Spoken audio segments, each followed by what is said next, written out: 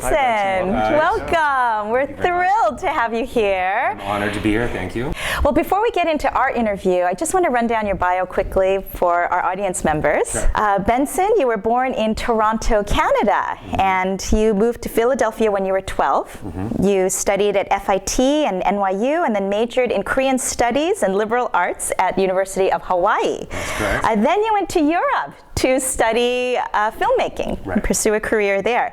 And then in 1998, you had a breakthrough with your feature film, Miss Monday, and became the first Korean American to be accepted to the Sundance Film Festival. Yes. And in 2007, you made a documentary feature film, Planet B-Boy, and garnered rave reviews and critical acclaim. And recently, you directed a 3D remake of Planet B-Boy titled Battle of the Year, The Dream Team, starring Josh Holloway and Chris Brown. That's right. Very exciting. What an all-star cast you got there. Yeah, it was a very amazing experience, and it was my first Hollywood feature. So it was really interesting adapting my documentary into a 3D remake. So yeah, that was quite a process, a learning process for me. Let's start from the very beginning. When did your parents immigrate to Canada, and why? Well, my parents met in Seoul, South Korea, and they were both pattern makers. They worked in the fashion business, and they worked at the same company. That's where they met, fell in love, got married, and then decided that they had to leave Korea because it was the 60s and it was a really tough time in Korea. It was only like a decade after the Korean War. The future was very uncertain, so they decided to go to Canada because they had a friend there. So they immigrated to Canada, and when they arrived, my mom was 3 months pregnant. And then I was born in the very harsh winter of '69. So my father told me this story, which really defined how much of a struggle it was for them. But he had one friend who spoke English, and he had him translate a letter that he would submit to employers. And it stated that he was a new immigrant to this country, and that he's a gifted talent maker. He's a really hard worker, and he has a newborn baby. And that he would work for free for a month to prove that he was worth hiring. And luckily, he got a job, but then it still wasn't enough money, and they realized that my mother had to work as well. But the thing is, I was a newborn baby, and they didn't know who they could leave me with. They didn't speak that much English, so they couldn't find anyone they could trust. And the only people they could trust was their family back at home. So my uncle came when I was 3 months old, picked me up and took me to Korea. Wow. Oh, yeah. I think that happened to a lot of families, actually, who immigrated during that time. Yeah. A lot of children were sent back to live with the grandparents in Korea. I don't think people So realize. it's not just me. It's not Because I was so angry at my mother. I was like, how could you do that? I think you had a lot of situations where either the child was sent back or the grandparents had to come over. But and that the latter is probably a little bit more common, but that was very common to have to get somebody to take care of the kids. I mean, but it's one of the sacrifices that we're grateful to our parents' generation for. Absolutely. I was gone for 2 years. They took advantage of their opportunity. They worked really hard, and they succeeded. And they moved to Philadelphia, which was sort of the hub of manufacturing back in the 80s. He was a contractor, a women's clothing contractor. He opened up factories, and he worked with like Christian Dior and J. Crew. And he did really well. And he achieved sort of the American dream. Do you have siblings? Yes, I have a younger sister. So at that point, you already had a younger sister as well? Yeah. Okay. Yeah. So we're like the American nuclear family. Sure. And everything was just fine and dandy, except for me. I wasn't the ideal son, Asian American son when I was growing up. I was very much a rebel when I was in high school. A rebel in what way? Well, I just didn't like authority. And so I rejected authority if it was either, teachers I didn't like or if it was my father. Did you grow up in a traditional household? I did. My experience growing up with my family was like Korea was like inside my home, and everything outside my home was like America. I grew up in a predominantly like Jewish neighborhood, And I was one of the few Asian Americans in my school. And meanwhile, back at home, my parents are trying to instill those values, those cultural heritage. And I just had no context for it, because quite often Korean culture or Asian culture conflicts with Western culture. Or at that age too, as a 12, 13-year-old, it's very difficult. I mean, it's hard enough growing up in high school in America. Yes. But then you throw identity issues there and like so on. And it just made it very difficult for me. And then, it didn't help that I had ADD. I had a very hard time concentrating. But on the flip side to that, it definitely created this crazy imagination in me. So, for example, like, one of my favorite classes was history. And a lot of times, when I would learn history, I would actually visualize it quite a bit. And, either if I wasn't listening to the teacher, I was staring outside the window thinking about what it was like in the Korean War, So I had this really wild imagination. And then something happened to me in high school where we had one of those like video chain franchises open. Pre-Blockbuster? Pre-Blockbuster. Okay. I was a big movie buff when I was younger, but I didn't realize how much of a buff I was until I walked into that video store. I just wanted to watch everything. Wow. And the funny thing is like, wow, when I was watching these movies, I realized this is the one thing I could really focus on. I could sit there and watch 2 movies in a row, not budge. Wow. What were some of your favorite movies in the 80s? Yes. There's one movie that really blew me away. It's called Blue Velvet. And it's a film by David Lynch. It's a very freaky movie. As are many of his movies. Yes. But that movie played in our local cinema, and they had some really challenging scenes in that movie. One that made me get really sick. And I went downstairs and I passed out. And I woke up and my friend was like slapping me in the face. He's like, "You're missing the movie." And I'm like, "Oh my God." And I got up and went back into the theater. But what it made me realize at that moment was like, I can't believe I was sitting in a theater looking at a white wall and these images that were projected on the wall had impacted me so like emotionally, psychologically, physically like that. And that was the first time I had experienced the power of movies. Now, after high school, then I understand that you went to Korea to learn more about the culture. Yeah, okay, so one day my dad comes up to me and he's like, and he pulls out a banana. Oh no! He's like, "Do you know what this is?" I was like, "That's a banana." And he goes, "No, this is you." Oh my goodness. And he peeled it in front of me. And I was like, "Oh, well, usually we call it Twinkie, Dad." But he was like, "This is you." And I was just like, "So what's your point?" He goes, "You don't know anything about Korea." And I tried to teach you as much as I could, but I can't blame you for not knowing because you live in the United States, which is why you're going to go to Korea for the summer. And you're going to attend this government-sponsored program where you're going to learn about your cultural heritage that you missed out on growing up in the United States. I was like, "No, I'm not. I'm going to go to the Jersey Shore with my friends, and that's that." And he's like, No, you have to go. So he forced me to go. And I came to Korea in the summer. I barely had any Korean friends in high school. And when I arrived in Korea, I met my roommates, Klaus Kim from Frankfurt, Sergio Kim from Brazil, and Francois Kim from Paris. Wow. And we had a very international room.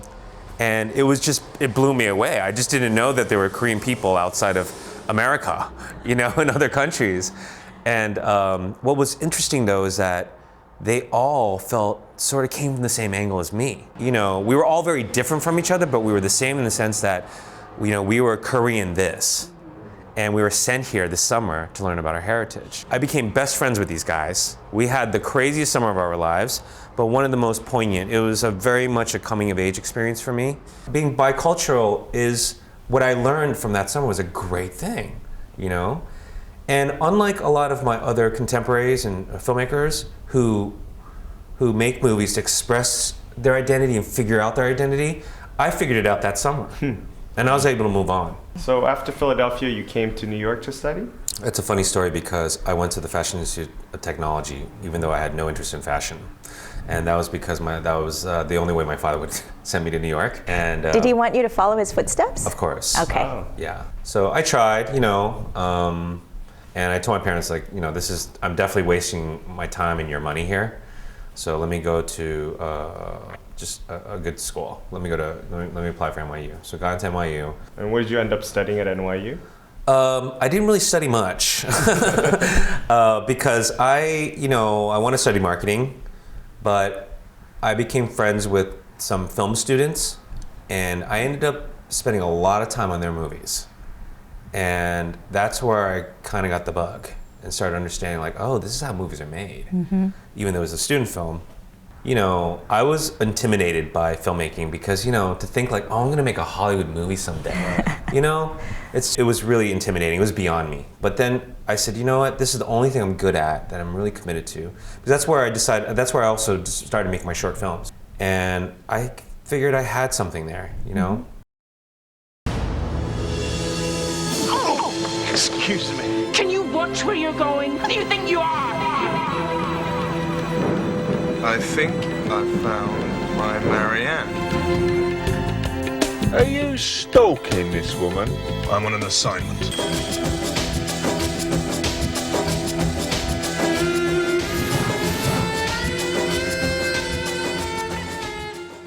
I was working in a sandwich, I think it's called Pret-a-Manger at the Yes. Lloyd's building, the insurance building. I'd be there like 4 o'clock every morning with all these old Irish ladies drinking espresso, making sandwiches, right? So I couldn't get a job still, right? So that was my job. And during the day, I would meet like all these professional, finance people who worked in the Lloyd's building, and I became friends with a lot of these women. And just like they're like daily customers. And one thing which really struck me was a lot of them seemed really unhappy. As I got to know them, I'd ask them, well, what'd you do before? And when they talk about their past, they got really happy, especially college and all that time when they were free and all that. I thought that was really interesting, how a person during the day in their professional life was just kind of wearing this mask and hiding their feelings, just kind of being a cog in the wheel, if you will. And that inspired Miss Monday. So I wrote about the screenwriter who was writing about this woman who worked in finance, and he had developed this very one-dimensional character, and then he decided he had to go out and find the three-dimensional version of her. After we finished the movie in London, I brought it back to New York, and we submitted to Sundance, and we got in. Wow. Which was I was just shocked. And this was in 1998. How did the Korean industry react to your achievement? That's a very interesting part of my experience, actually, because when I was at Sundance, Korean press were there, and they're like, "Oh, you're Korean?" I'm like, "Yeah," and they're like, "Wow, it's really great," and "Oh, so your film was made in London?"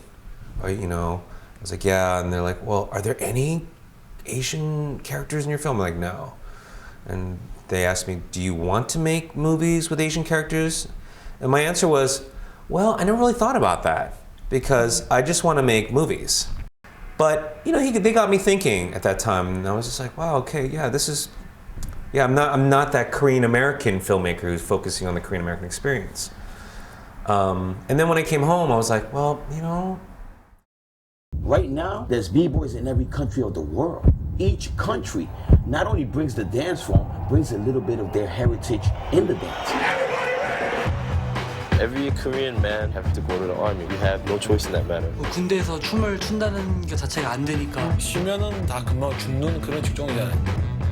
やっぱりそのブレイクダンスを始めてだんだん自分の感性であったりとか考え方の人との差 There's no limits. You can do whatever you want. As long as you dance and you got that b-boy attitude, it's all good.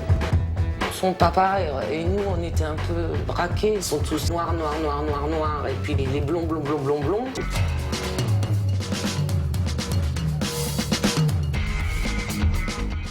Tell us the inspiration behind that. There's one very small scene in Flashdance where Jennifer Beals is running down the street or skipping down the street with her friend, and she runs into these breakdancers. And that was the first movie, commercial film that displayed breakdancing. And I was one of those millions of kids who watched that movie and then discovered that and had to try it. Yeah. So in high school, I got really into breakdancing. And then I saw, after Sundance, I was at home watching cable and I saw a flash dance and I was like, oh. And I was like, what happened to the breakdancers? And so I went online, I Googled it, and I discovered this event called the Battle of the Year, which is like the World Cup of b-boying. I was like, wow, I can't believe there's like a international event in Germany and there's like 14 countries that attend. And I ordered the VHS, I got it, and I was blown away because these breakdancers, they had evolved and they were like the $6 million man. Like they came back faster, stronger, and like more acrobatic, and I just couldn't believe it. And what really struck me was that nobody knew about it. Yeah. So I continued ordering these videos every year, and then in 2001, I played the video and they said, oh, we have a new country, it's Korea. I was like, Korea? Right? And I continued watching this tape and I watched the Koreans and they were like really good. And they actually ended up coming in second place. Wow. And I was like, what? How did this happen? You know? It's exciting. But it wasn't only me. I found out later that the whole breakdancing community was like, who are these Koreans? And then the following year, I was like, I couldn't wait for the following year. But that was like the longest year because I got that next tape and the Koreans came and they won it. Wow. And the whole breakdance community was like up in arms, like, this is impossible. We didn't even know they had breakdancing in Korea and these guys come out of nowhere. It's and great. And they beat everybody. Yeah. So then that's when I was like, wait a minute, I gotta figure this one out. Like, why? So I went to Korea. What I discovered blew my mind. So I met these kids, these kind of disenfranchised youth in Korea who didn't do good in school, who weren't happy that they're gonna be relegated to being like sort of, you know, the lower class of Korea. And then on top of that, they had to go, you know, join this senseless army, in their opinion. And they took all that angst and channeled into the dance. And it totally made sense to me. And when they did and they performed, that's when people started paying attention to them, okay? Yeah, so after that, I decided I've got to do a doc on this. So I went back home and I put some footage together and I took it to Tribeca Film Festival. They had a special program called All Access. Everyone was like, this footage is incredible. And then they were like, yeah, go make it and bring it back to us. Right. And I was like, well, I need money. Yeah. Like, oh, well, we'll pay you after you make it. Mm-hmm. I was like, that makes no sense. Mm-hmm. And that's where the struggle began. I raised money every corner. Every corner I turned, I had like a minus in my bank account, blah, blah, blah. So it was really difficult, but it was a total Cinderella story. It turned out to be because when the movie came out, it was a big success. And, you know, we got picked up for distribution. MTV picked it up and showed it internationally. You know, I'm particularly proud of Planet B-Boy because we have very positive Asian male characters, mm-hmm. you know? Sure. Now, I don't go out there and push that angle in that film, but once you see it, you can see it. And having, you know, Asian males who are passionate, who are committed, smart, emotional, powerful, you know, they dance, physically powerful. Really... The way Asian American males are stereotyped in the media is just awful, you know. And for me, it's really refreshing to show these guys off, and because I think they're sexy, you know. And a lot of women felt that they were very sexy too, because a lot of people reach out to me about the Korean b-boys and like the Japanese b-boys and ask for their phone numbers, you know. So it was interesting. With the success of Planet B-Boy, you are now producing, directing, creating another film. Yes. Planet B-Boy. Tell us about that. Yes, so Planet B-Boy was bought by Sony Pictures for a remake. Yeah, so we were ecstatic when they decided that they wanted to remake the movie, because we saw a lot of dramatic potential in the film.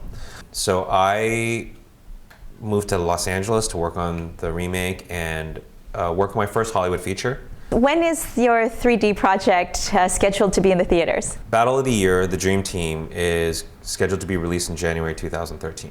Great. So what's it been like working with some really big stars, Josh Holloway from Lost, Chris Brown? It was an amazing experience. I wasn't familiar with a lot of Chris's work in terms of as a musician and a singer. but I was kind of familiar with his controversy. Yes. And so it was a little intimidating because I didn't know, was he going to be a difficult sort of like entertainer? But he came in and the most humble guy. And I know that doesn't sound believable, but he's just really simple guy. And he allows his dancing and his songs to really express like his creativity. Josh was amazing. Like I'm so lucky to have worked with such a talented actor, you know, and we had a great collaboration.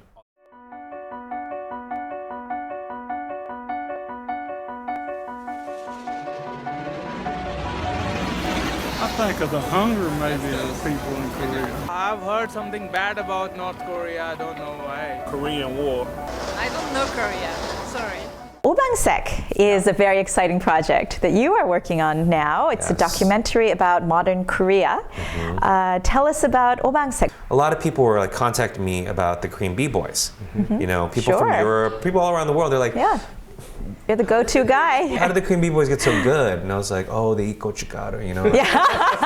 But they were just so curious about Korea via my movie. You know, they're like people telling me, oh, I want to go to Korea now. I want to see this. Korea's really intriguing, you know? And I was like, well, you know, even though my movie wasn't about Korea, but it definitely inspired some people. The story of Korea is one of the greatest untold stories. And when I say untold, it's because there's nothing ever been done on Korea. We've done all the research. There's tons of great docs in North Korea, though. Okay? But nothing on South Korea or Korea, the two together. You know, this movie needs to be made, and it needs to be told to a much bigger audience. And because there's a lot of big themes in Korea. But I need the help of the community with this film because it's much bigger subject matter than, you know, than something about some very specific topic.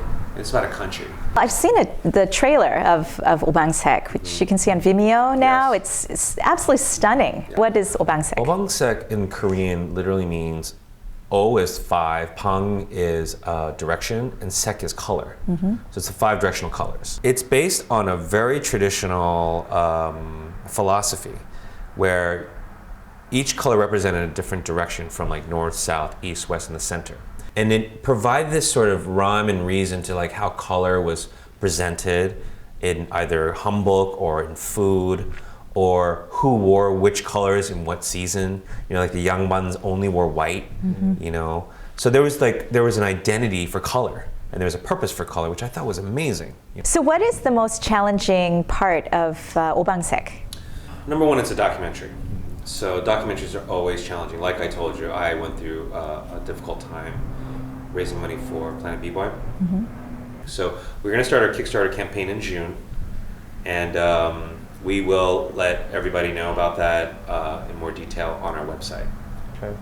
Well, finally, we just wanted to find out from you some words of wisdom that you could give to some aspiring filmmakers. Making movies is sometimes kind of, it's like a dream.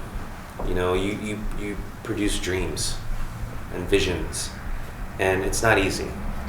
And what's really important in this field is that you have to have a lot of passion and tenacity. And you have to be willing to fail, and fail big. Never give up on your dream. Always make movies with passion that you really believe in, because when you are up against the wall and nobody believes in you, you have to believe in yourself, ultimately. That's the only way you'll survive. The Obangsek show is a celebration of Korea's culture and history, but it's also about Korea's place within the global community, which is why we will include historical and cultural elements from other countries. This is Korea's story, but it's also about the world she lives in.